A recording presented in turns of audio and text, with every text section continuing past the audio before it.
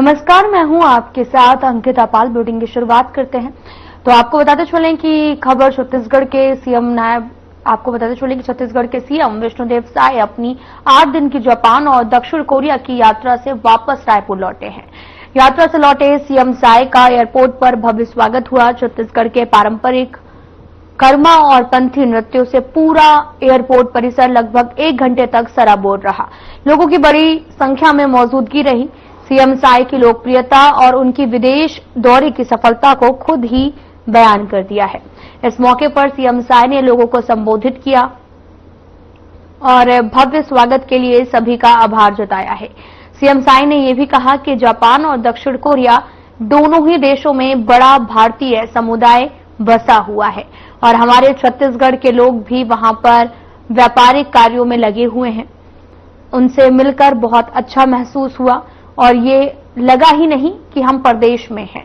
साथ ही सीएम साय ने कहा कि हमारे उद्यमी, हमारे कारोबारी पूरी दुनिया में फैले हुए हैं और भारत भूमि का नाम हर तरफ रोशन कर रहे हैं। सीएम साय ने कहा, इस दौरे से छत्तीसगढ़ में विदेशी निवेश और विकास के रास्ते खुलेंगे।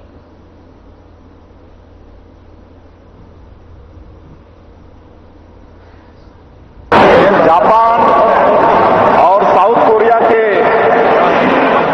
8 दिवसीय सफल विदेश यात्रा के बाद आज छत्तीसगढ़ वापसी हुई है और एयरपोर्ट में आज हमारे माननीय यशस्वी अध्यक्ष जी श्री किरण देव जी, हमारे मंत्रिमंडल के सभी मंत्रीगण, सांसदगण, विधायकगण, हमारे संगठन के सभी वरिष्ठ जन, निगम मंडल के अध्यक्षगण और रायपुर जिला और रायपुर ग्रामीण जिला और प्रदेश भर के देवतुल्य कार्यकर्ता यहां पर अभूतपूर्व स्वागत किए हैं। इसके लिए मैं सबसे पहले उनका आभार व्यक्त करना चाहूंगा, उनका धन्यवाद करना चाहूंगा। और ये जो 22 अगस्त से 29 अगस्त तक जापान और दक्षिण कोरिया की 8 दिनों की यात्रा थी, ये बहुत ही यात्रा सफल रही। इसमें टोक्यो, ओसाका और सोल, जिसको सियोल भी कहते हैं, दक्षिण अफ्रीका के अंतर्गत है, तो इन शहरों में जाने का अवसर और सौभाग्य है कि हमारे देश के यशस्वी प्रधानमंत्री श्री नरेंद्र मोदी जी वो भी जापान की यात्रा पर हैं और वो जब से हमारे देश के प्रधानमंत्री बने हैं तो विश्व में हर जगह भारतीयों का मान और सम्मान बढ़ा है। मैं पहले भी विदेश गया हूं, लेकिन इनके प्रधानमंत्री बनने के बाद जो विदेशों में भारतीयों का सम्मान है वो पहले कभी नहीं रहा। हम सब लोगों के लिए सौभाग्य का विषय है और ये दौरा माननीय प्रधानमंत्री जी का, इसमें जापान के साथ में जो एमओयू हुआ है, आने वाले 10 साल में करीब 6 लाख करोड़ का निवेश आने वाला है, जिससे हमारे देश और छत्तीसगढ़ को भी लाभ होने वाला है और छत्तीसगढ़ में औद्योगिक निवेश और विकास को भी एक नया ऊर्जा देगा। और हमारा ये जो जापान और साउथ कोरिया का जो यात्रा है, ये सीधे सीधे छत्तीसगढ़ को जोड़ने का इसमें काम हुआ है। इसमें ओसाका में वर्ल्ड एक्सपो 2025 का आयोजन हुआ है, जिसमें छत्तीसगढ़ का ये इन्वेस्ट करेंगे हमारे छत्तीसगढ़ में, जिससे विकास को भी, मतलब उद्योग को भी विकास मिलेगा और हमारे लाखों लोगों को रोजगार भी मिलेगा। उसी तरह से वहां की जो बड़ी बड़ी संस्थाएं हैं, एनटीटी है, जेट्रो है, केआईटीए है, मोराबू, हसीन, एटीसीए और यूनिकोरल जैसी जो बड़ी बड़ी संस्थाएं हैं, इनके साथ भी हम लोग की मुलाकात हुई, ये चर्चा हुई है। और IT, semiconductor, cloud, pharma, electronics, logistic और स्किल ट्रेनिंग, इन क्षेत्रों पर इनसे, इन संस्थाओं से चर्चा हुई है। तो इस क्षेत्र में इनका भी सहयोग हमारे छत्तीसगढ़ को मिलने वाला है।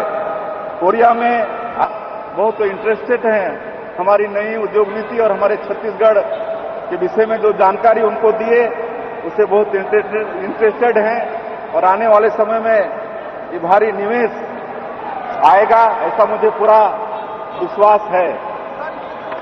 लेकिन बहुत ही जल्दी ये लोग हमारे भारत की धरती में आने वाले हैं और हम लोग को दिखेगा।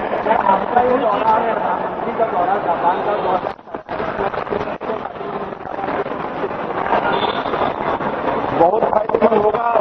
जिस तरह से माननीय प्रधानमंत्री जी 2047 तक इस देश को विकसित भारत के रूप में खड़ा करने का संकल्प लिए हैं और हम लोग भी सहयोगी होते हुए विकसित छत्तीसगढ़ का विजन डॉक्यूमेंट तैयार किए हैं और उस रूप में हम लोग काम कर रहे हैं। तो ये दोनों भिलाई नगर पालिका निगम महापौर नीरज पाल, महापौर परिषद सदस्य और पार्षद अधिकारियों के साथ बीते दिनों मध्य प्रदेश के इंदौर शहर की स्वच्छता देखने गए, जहां पर उन्होंने प्रशिक्षण और निरीक्षण किया है, जिसके बाद में अब भिलाई निगम को इंदौर की तर्ज पर स्वच्छ बनाने का निर्णय लिया गया है और महापौर सहित सभी पार्षदों ने इंदौर शहर के डोर टू डोर कचरा कलेक्शन और साथ ही होम कंपोस्टिंग का प्लान भिलाई में भी करने का निर्णय लिया है। महापौर ने बताया कि इंदौर में कचरा कलेक्शन के लिए गाड़ी का समय सारणी रूट निश्चित है। रूट और समय के अनुसार ही गाड़ियों का संचालन होता है। सभी गार्बेज वाहनों की मॉनिटरिंग आईसीसीसी कंट्रोल रूम से होती है। इंदौर के ज्यादातर घरों में घर से निकले हुए कचरे का उपयोग घर में ही खाद बनाने में किया जाता है। साथ ही बापर चौराहा में door to door collection segregation देखा गया है। इंदौर के रहने वाले अपने ही घर के कचरे को 6 प्रकार से अलग अलग करके नगर निगम की गाड़ी में डालते हैं।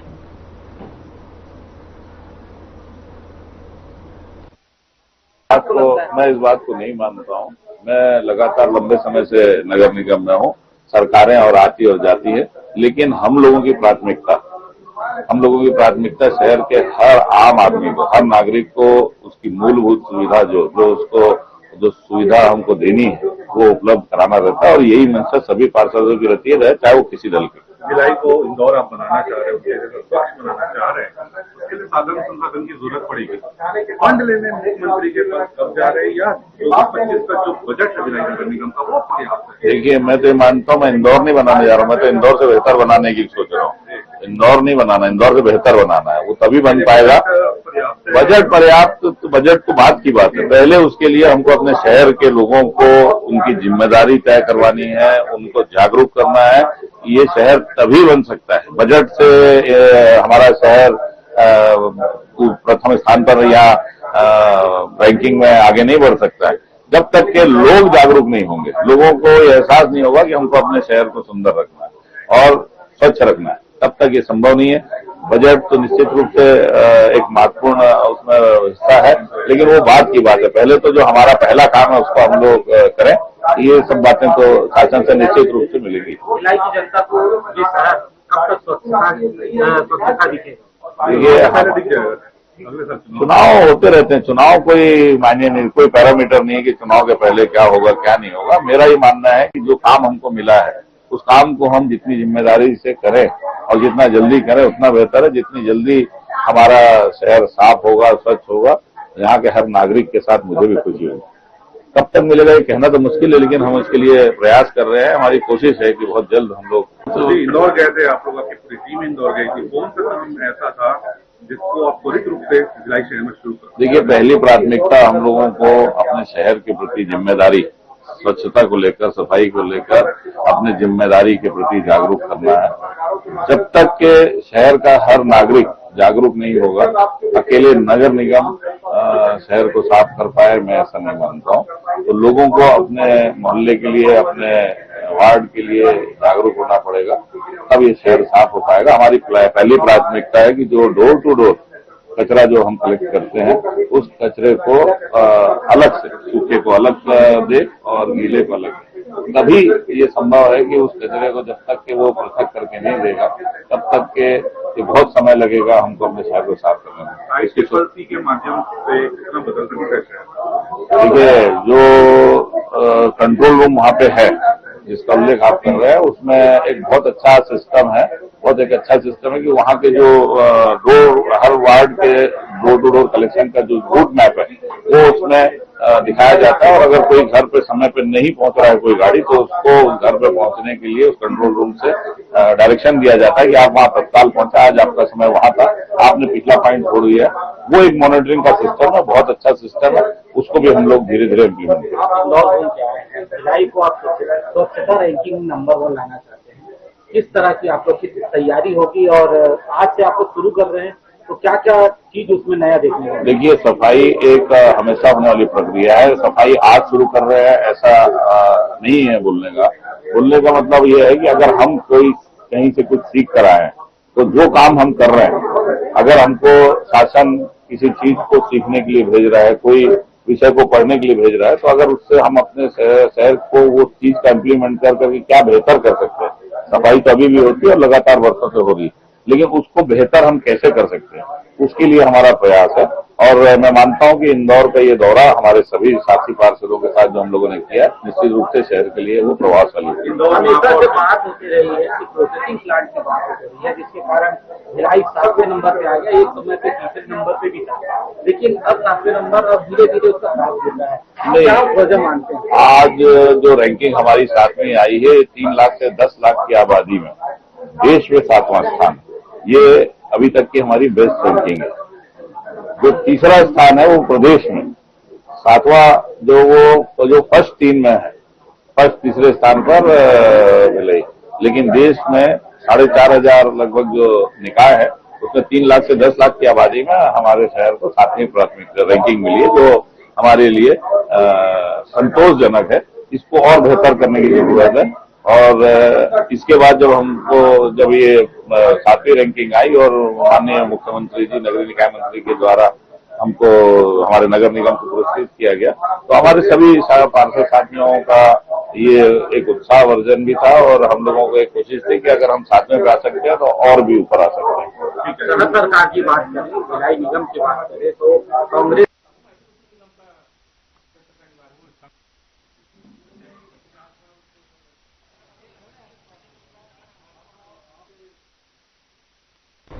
फिलहाल यहां रुकते हैं छोटे से ब्रेक के लिए।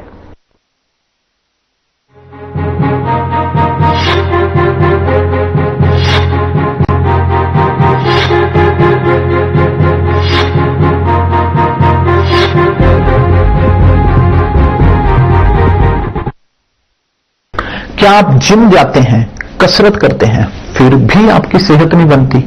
काजू बादाम किशमिश मेवे प्रोटीन के डिब्बे खाते हैं फिर भी कुछ असर नहीं होता, तो इसका मतलब है आपका पाचन तंत्र खराब है। और जब तक के पाचन तंत्र दुरुस्त नहीं होगा, आप जितना मर्जी अच्छे से अच्छा खा लो, आपकी सेहत नहीं बन सकती।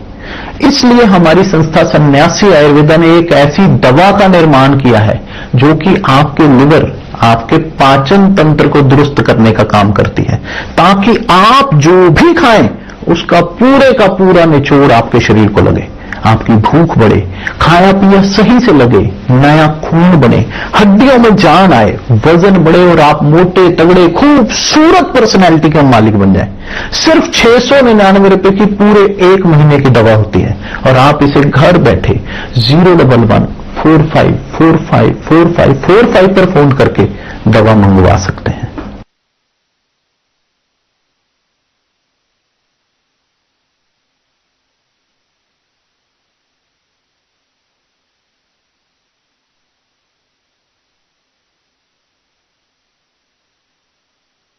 क्या रंग खिला, क्या रूप सजा, मैं ही नहीं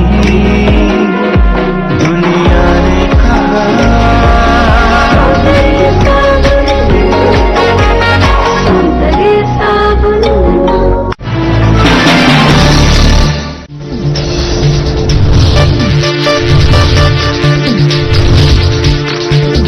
साधना इंस्टीट्यूट के छात्र हर साल नए नए जगहों पर, नए नए संस्थानों पर काम करने के लिए जाते हैं, उन्हें प्लेसमेंट मिलता है और साथ ही साथ वो संस्थानों का और साधना इंस्टीट्यूट का नाम भी रोशन करते हैं। तो अगर आप इलेक्ट्रॉनिक मीडिया, मास कम्युनिकेशन में अपना करियर बनाना चाहते हैं तो साधना इंस्टीट्यूट आपके लिए एक सबसे बढ़िया विकल्प है।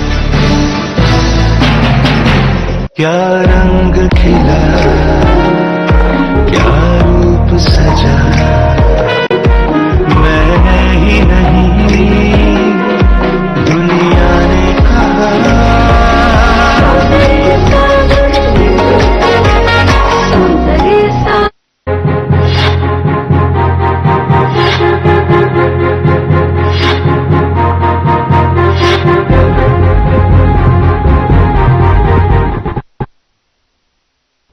ब्रेक के बाद स्वागत है आप सभी का। रुख करते हैं खबरों की तरफ। गौ सेवा आयोग के अध्यक्ष विशेश्वर पटेल दुर्ग के सर्किट हाउस पहुंचे, जहां गौ सेवकों ने उनका जोरदार स्वागत किया। साथ ही उन्होंने कहा कि बीजेपी जो कहती है वो करती है। इस पर अमल करते हुए राज्य सरकार ने गोधन योजना की शुरुआत की। गौ सेवक रखे जाएंगे और उनका मानदेय कलेक्टर दर पर निश्चित होगा। उन्होंने आगे ये भी कहा कि लगातार हम गौ माता के संरक्षण पर ध्यान दे रहे हैं। साथ ही सरकार के द्वार भी इस प्रकार का जो लगातार कार्य है वो किया जा रहा। लोगों से अपील करते हुए उन्होंने कहा कि आम जनता को भी जागरूकता पूर्वक गौ माता की सेवा और संरक्षण करना चाहिए।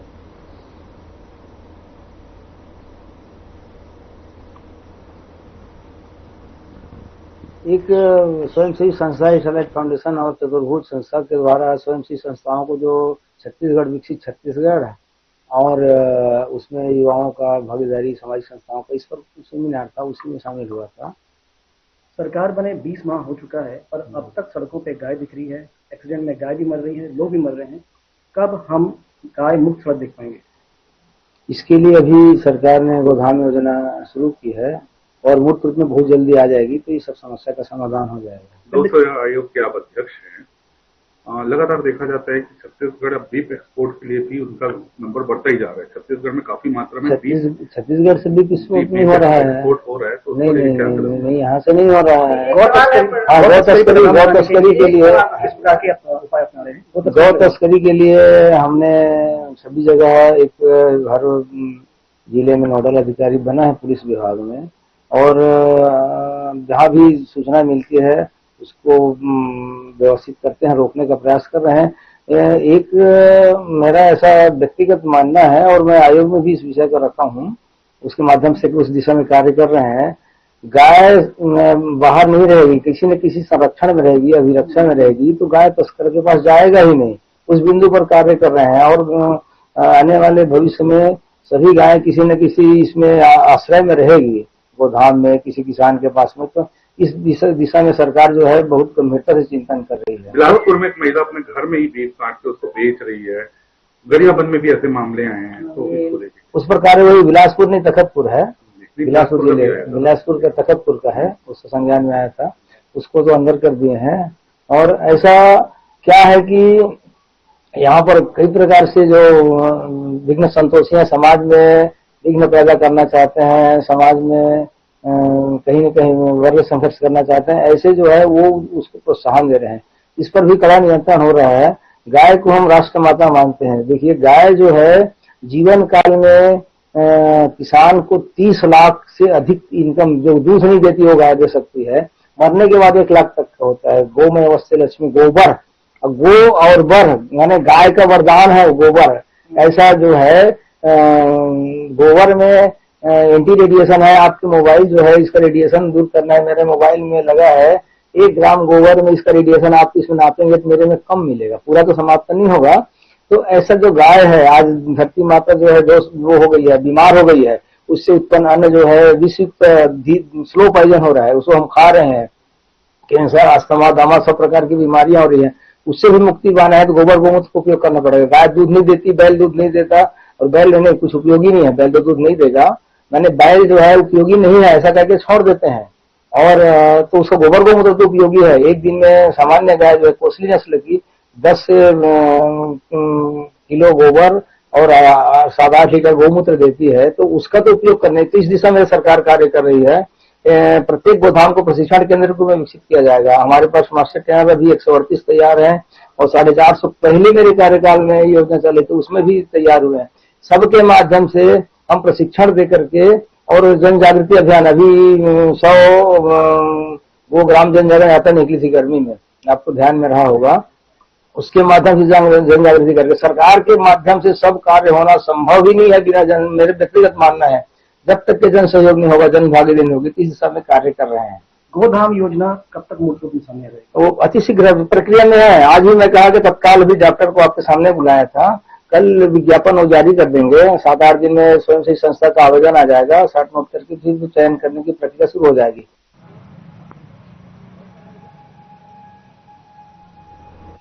भिलाई के सुपेला थाना में प्रधानमंत्री नरेंद्र मोदी के खिलाफ अपशब्द कहे जाने के विरोध में नेता प्रतिपक्ष भोजराज सिन्हा और बीजेपी पार्षदों ने थाना प्रभारी को आवेदन सौंपा।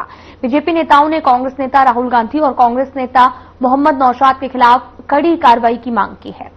दरअसल आपको बताते चलें कि पिछले दिनों बिहार के दरभंगा में विपक्ष के नेता राहुल गांधी ने जनसभा की थी और जिसके बाद में कांग्रेस कार्यकर्ताओं पर भी आरोप लगाए गए थे। प्रधानमंत्री नरेंद्र मोदी और उनकी माता के प्रति अपमानजनक शब्दों का उपयोग जो है वो किया गया था और इसका वीडियो भी सामने आया है। आपको बताते चलें कि जिसके विरोध में कार्रवाई की मांग भी की जा रही है।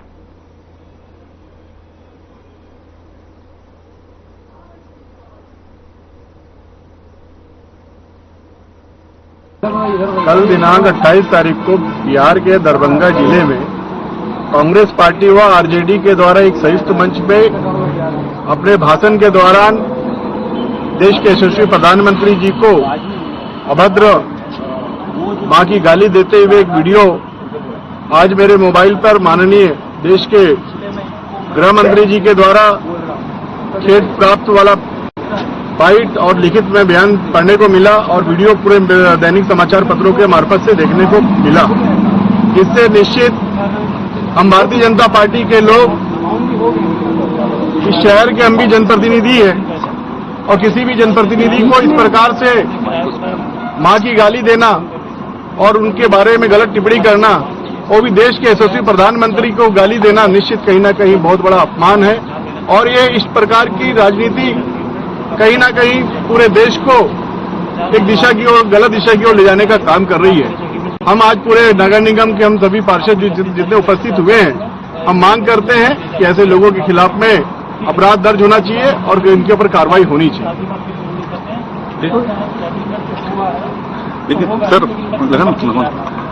सर ये जो बयान आए हैं आपने जैसे बताया संयुक्त आए हैं आरजेडी और कांग्रेस दोनों के द्वारा, लेकिन बीजेपी सिर्फ और सिर्फ राहुल गांधी पे वॉर कर रही है। नहीं, हमने अभी फिर कहा आरजेडी के द्वारा और कांग्रेस के कार्यकर्ताओं के द्वारा या नेताओं के द्वारा किया गया है। इसकी जांच की जाए, उस तक जांच का विषय है, वो पुलिस प्रशासन करेगा। कार्रवाई जिसने भी गाली बकी है और जिस मंच में बकी है उस मंच में रहने वाले प्रमुख लोग दोषी होते हैं और उसके नेतृत्व में जो भी गाली बकने वाला, वो मंच संचालित करने वाला व्यक्ति है, जो भी पार्टी होगी उसका प्रमुख नेता ही दोषी कहलाता है। इसीलिए आज हम लोग यहाँ पे मांग कर रहे हैं। क्योंकि आरजेडी का आप लगातार नाम ले रहे हैं तो आरजेडी के भी प्रमुख नेता वहाँ पे होंगे, तेजस्वी यादव, लेकिन जो हमारे प्रदेश के मुख्यमंत्री उन्होंने भी सिर्फ और सिर्फ राहुल गांधी पे निशाना साधा।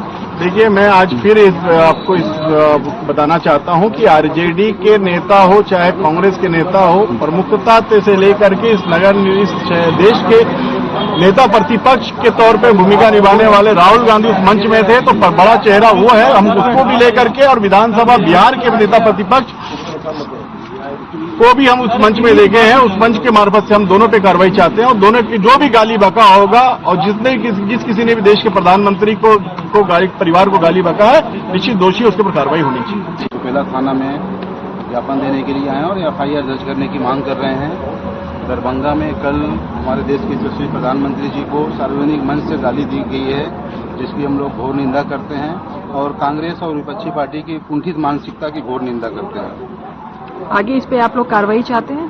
जी, हम बिल्कुल एफआईआर करते हैं और कार्रवाई चाहते हैं। जो भी इस प्रकार की निंदनीय काम किए उनके ऊपर कार्रवाई होनी चाहिए। जी, अपना परिचय बता दीजिए। राजकुमार जायसवाल, वार्ड 30, प्रगति नगर, पार्षद प्रतिनिधि राजकुमार।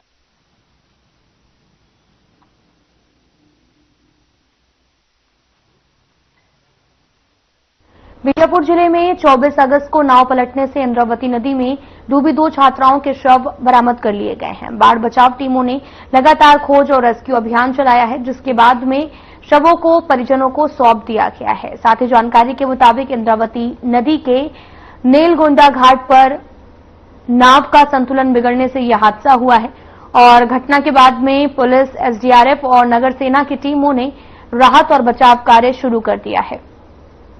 तेज बहाव के बावजूद रेस्क्यू दलों ने अभियान जारी रखा और आज दोनों शवों को बाहर निकाला गया।